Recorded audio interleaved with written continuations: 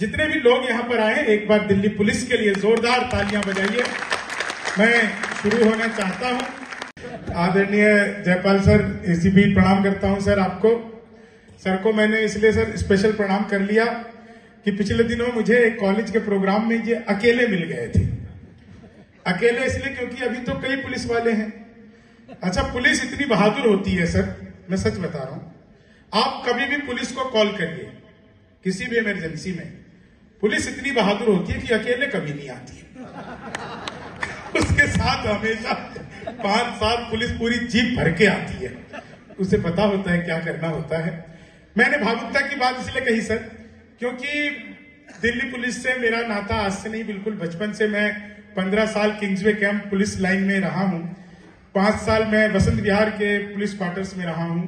हौस खास के police quarters में 3-4 साल मैंने बिताए हैं। वो इसलिए क्योंकि मेरी खुद की सगी भाभी जी दिल्ली पुलिस में हैं और वो सेवाएं पुलिस को देती हैं। तो मुझे पता है कि पुलिस वालों की जिंदगी, पुलिस वालों का काम इतना कठिन होता है। वो एक महिला होते हुए भी कभी भी दिवाली पे, होली पे या किसी भी अन्य त्योहार पे, तीज पे वो कभी भी घर पे नहीं होती थी। वो दूसरे के त्योहारों की रक्षा करती रहती थी। तो एक बार आप लोग पुलिस के लिए एक बार सम्मान की तालियां बजाइए। बाकी मैं तो हास्य का कवि हूं सर, ये तालियां मैंने इसलिए बजवा दी क्योंकि मुझे वापस भी जाना है, तो पहले से तालियां बजवा दो। नहीं तो मैं तो बिहार का रहने वाला हूं। बिहार अपने आप में अद्भुत है सर। बिहार में शराब बंद हो गई तो मैं दिल्ली रहने लगा। मैं दिल्ली के सीपी में रहता हूं। सीपी यानी छतरपुर। और हंसाने के लिए आपको दिल्ली में तो कवियों की जरूरत ही नहीं है। वो एक लड़का दिल्ली यूनिवर्सिटी में एडमिशन करवाने गया, फॉर्म भर के आ रहा था, पीछे से क्लर्क दौड़ता हुआ आया, बोला बेटा आपने फॉर्म गलत भर दिया। लड़के ने कहा जी क्या गलती कर दी? बोले बेटा जहां पे नाम भरना था ना, तुमने पता भर दिया। क्या नाम है तुम्हारा? लड़का बोला जी विकासपुरी। नाम है, पता थोड़ी है, जैसे ओमपुरी, अमरीशपुरी। बोले अच्छा, पिताजी का क्या नाम है? बोला जी जनकपुरी। बोले माँ का क्या नाम है? बोला जी मायापुरी। घर में और भी कोई है जी? छोटा भाई चाणक्यपुरी। साथ में कोई आया है जी? बड़ा भाई गोविंदपुरी। तो क्लर्क ने हाथी जोड़ लिया, बोले बेटा आपका एडमिशन तो जहांगीरपुरी में ही हो सकता है। तो सचमुच अद्भुत है। एक चीज मैं आपको 2-4 राज की बात बताऊं सर। आज बुद्ध बाजार यहीं पे लगता है, आज तो आप सब जानते होंगे पूरे इलाके को। तो बुद्ध बाजार में आज बड़ी भीड़ होती है। वो तो मैंने वहां पे देखा, मनीष भाई आप तो इधर के ही हो, बुद्ध बाजार से तो आपका काफी नाता होगा। बिल्कुल बिल्कुल। हाँ, वो समझ गया किस तरह का नाता है। तो अच्छा हंस भी दिए। नहीं भाई, बहुत भीड़ होती है, सबको मैनेज करना होता है। तो मैं सर बुद्ध बाजार से गुजर रहा था, सच्ची घटना बता रहा हूं सर। मैं जैसे बुद्ध बाजार पार करने को हुआ तो मैंने कॉर्नर पर देखा 2 आदमी आपस में आधे घंटे से गाली गलौज कर रहे थे। मुझसे रहा नहीं गया, मैं गाड़ी से उतरा, मैंने समझाया, तब मारपीट हुई मेरे साथ। बोले तो बुद्ध बाजार वालों को समझा रहे, हमें पता नहीं कि क्या करना है। वो सर बुरी तरह से धुनने लगे। मैंने फिर समझाया तो अच्छी तरह धुना। ये समझाने पर होता है। मैंने पिछले दिनों मोदी जी से पूछा, मैं कुछ पॉलिटिकल बिल्कुल नहीं पढ़ूंगा लेकिन आप आनंद लेना। बिल्कुल। मैंने पिछले दिनों मोदी जी से पूछा, मैंने कहा मोदी जी आपकी नीयत क्या है? मोदी जी बोले मेरी नीयत पाक साफ है। ओहो, पाक साफ।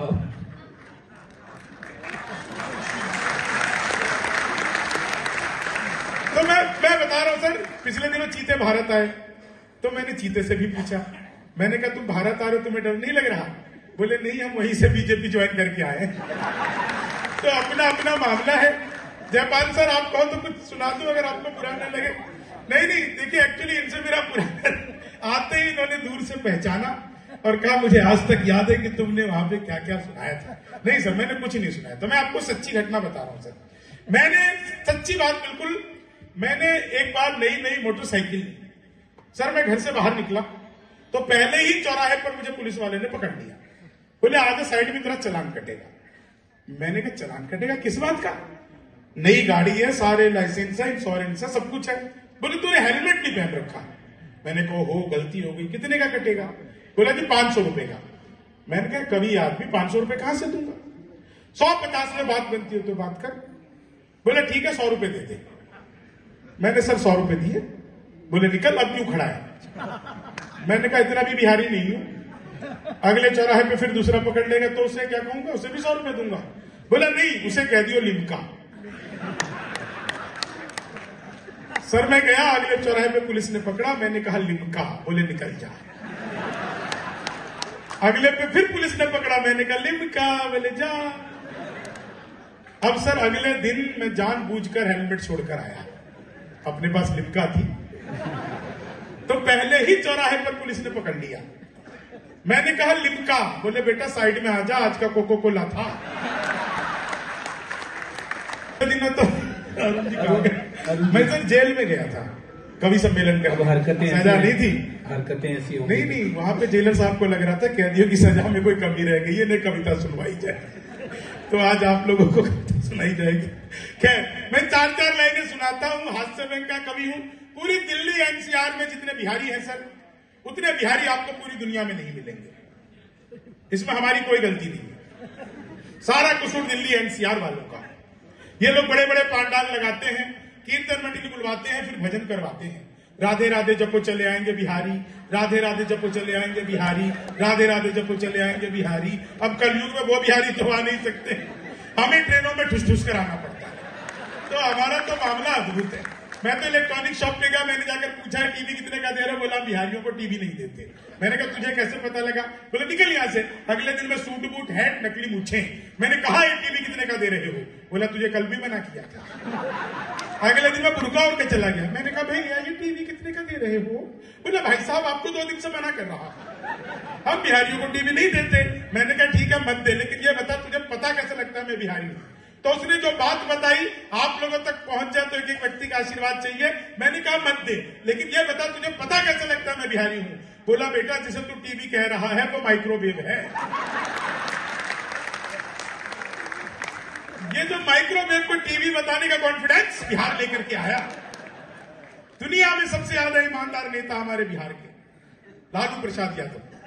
जिस जेल का उद्घाटन किया खुद उसमें बंद रहे, ये होती है उद्घाटन की जिम्मेदारी, बाकी तो मैं खुद ही कर लूंगा, माइक ही लाने की देर थी। नहीं सर पहले तो मैं शुरू में माइक वाला ही था, बाद में इनकी सुन सुन के मैं कभी बन। नहीं वो बिल्कुल ठीक कह रहे हैं। अच्छा एक चीज सर, यहाँ पे बहुत भारी संख्या में महिलाएं बैठी हैं। एक तो मैं इनको महिलाओं को प्रणाम करता हूँ सर, मैंने इतनी खुलकर हंसती हुई महिलाएं तो देखी बहुत दिन बाद है। ये इतना खुलकर हंसती नहीं है, इन्हें ब्यूटी पार्लर वाली समझा के भेजती है। बहन जी ज्यादा मुंह फाड़ के हंसोगी तो चेहरे के पीओपी की कोई गारंटी नहीं है, कभी भी उतर सकती है। लोग बताते हैं कि महिलाएं बहुत ही जो है ना बढ़िया होती है, बहुत साफ सुथरी होती है, इतना ध्यान रखती है अपना। आप सब लोग एक बात बताओ, जितने पुरुष यहाँ पर बैठे हो सारे लोग एक बात बताओ सर, हम अगर एक दिन के लिए भी, महीने में एक दिन के लिए भी नाई की दुकान पर जाएं, भले ही हम दाढ़ी कटवा के आए या बाल कटवा के आए, हम आते ही सबसे पहले नहाते हैं। मैंने आज तक एक भी महिला ब्यूटी पार्लर से आने के बाद मुंह तक धोते नहीं देखी। नहाने की बात तो छोड़ो, नहीं। और टीवी चैनलों में देखा करो आप, जितनी बड़ी बिंदी उतनी खतरनाक औरत।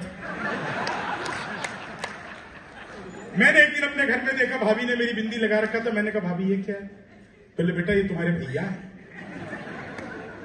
बाहर थोड़ा निकला, चाची टहल रही थी, मैंने कहा चाची ये क्या है, बोले बेटा ये तुम्हारे चाचा है, सुहाग की निशानी। सर मैं घर से बाहर निकला, मैंने देखा एक महिला, उसने एक के ऊपर एक बिंदी लगा रखी।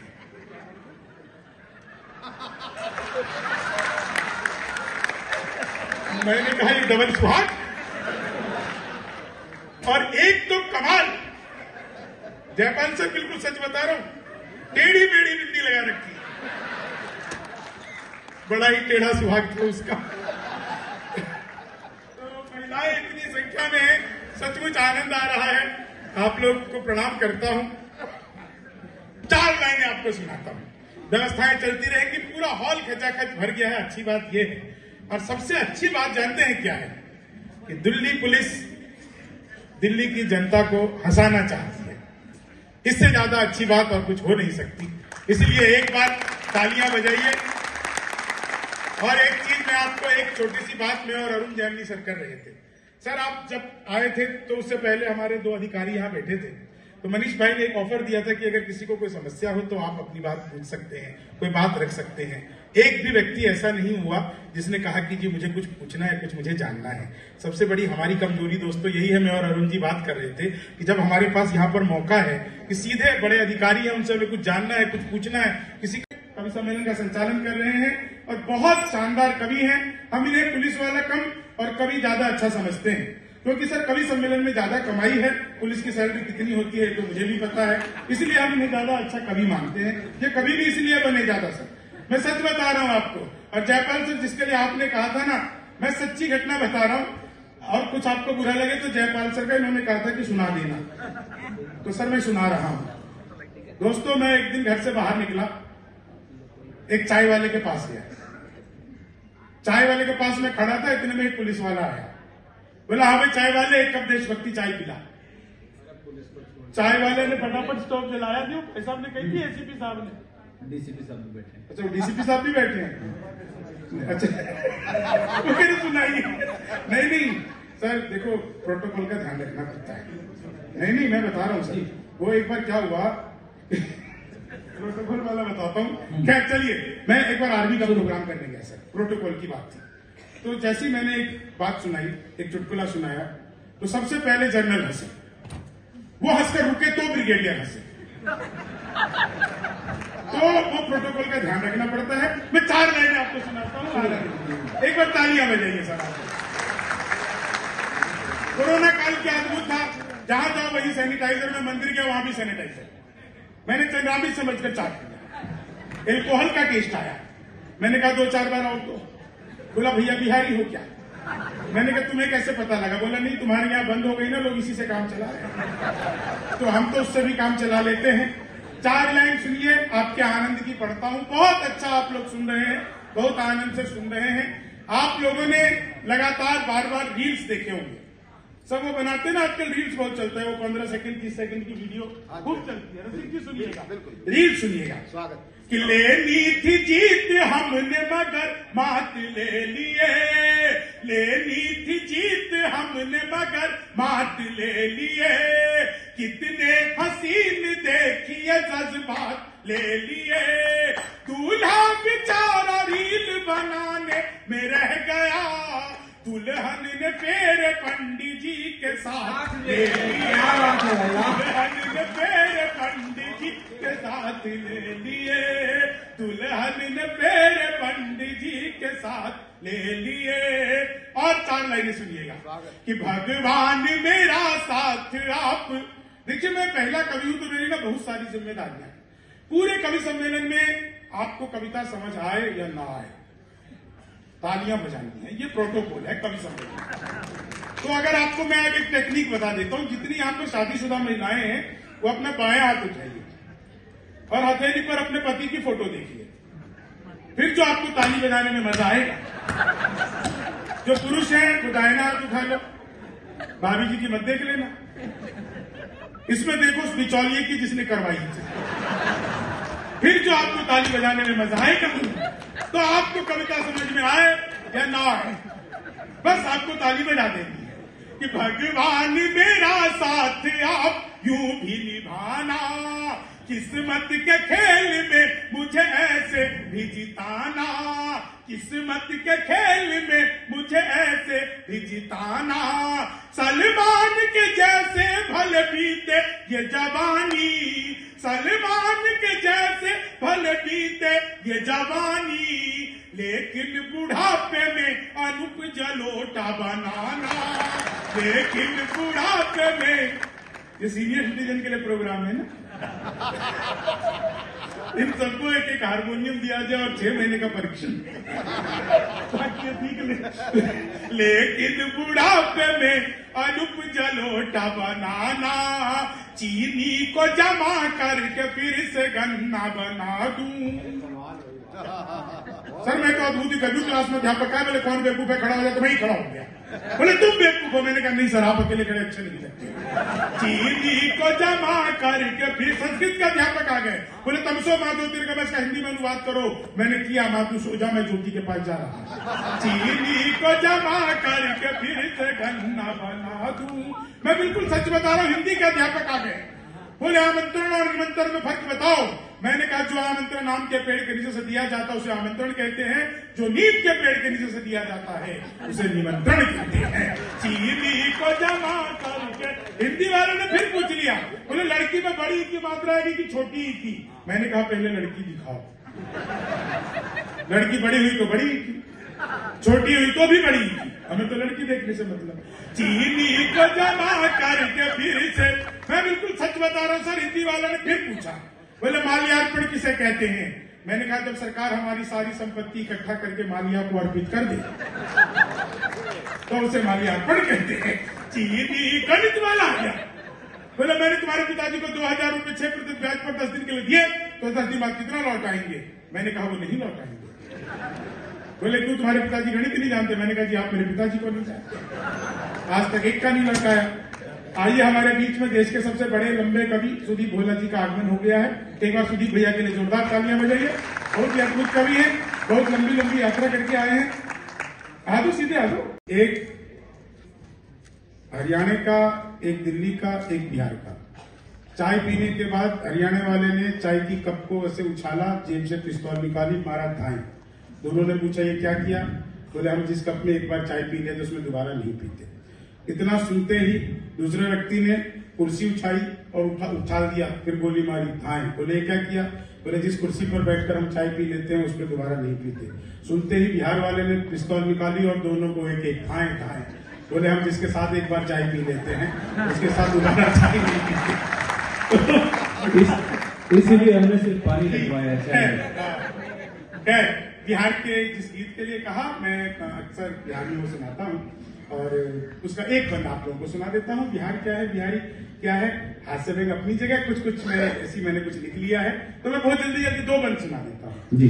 हम श्रम नायक हैं भारत के और मेधा के अवतारी हैं। हम श्रम नायक हैं भारत के और मेधा के अवतारी हैं। हम 100 पर भारी एक पड़े, हम 100 पर भारी एक पड़े, हम धरती पुत्र बिहारी हैं। हम श्रम नायक हैं भारत के और मेधा के अवतारी हैं। वेदों के कितने बंद रचे, हमने गायत्री छंद रचे। साहित्य सरित की धारा में कितने ही काव्य प्रबंध रचे। हम दिनकर रेणु बाण भट्ट विद्यापति और भिखारी हैं। हम धरती पुत्र बिहारी हैं। हम धरती पुत्र। एक दो बंद देखिएगा बिहार ने पूरी दुनिया को क्या क्या दिया। शहनाई जिस पर नाज करे बिस्मिल्लाह खान हम ही तो है। शारदा लोक शैली गायक सुर की पहचान हम ही तो है। दुनिया पूजे उगता सूरज, दुनिया पूजे उगता सूरज, हम ढलते के भी पुजारी हैं। हम धरती पुत्र बिहारी हैं। हम धरती पुत्र बिहारी हैं। तेजस भारत का अपना स्वदेशी लड़ाकू विमान, उसका निर्देशन दरभंगा के मानस बिहारी वर्मा ने किया।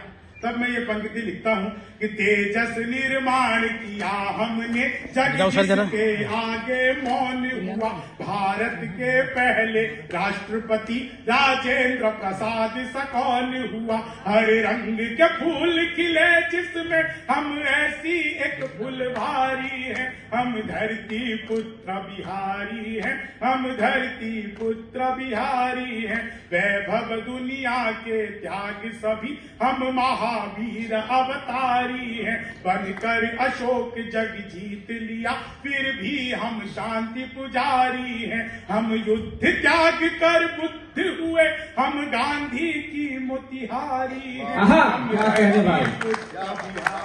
अच्छा एक 4 लाइनें पढ़ूंगा, आपको लगेगा कि बिल्कुल मैंने सच पढ़ दिया। हम सबसे ज्यादा पत्रकार और सबसे ज्यादा IAS है। IPS सबसे ज्यादा और IES सबसे ज्यादा है। हम भारत में सबसे ज्यादा सर्वोच्च पद अधिकारी हैं। हम धरती पुत्र बिहारी है। हम धरती पुत्र पहला गणतंत्र दिया और अर्थशास्त्र का मंत्र दिया। नालंदा से हमने जग को शिक्षा का पहला मंत्र दिया। गिनती को शून्य दिया हमने, गिनती को शून्य दिया हमने, गणनाएं भी बलिहारी है, हम धरती पुत्र बिहारी। आभार, धन्यवाद, जय हिंद।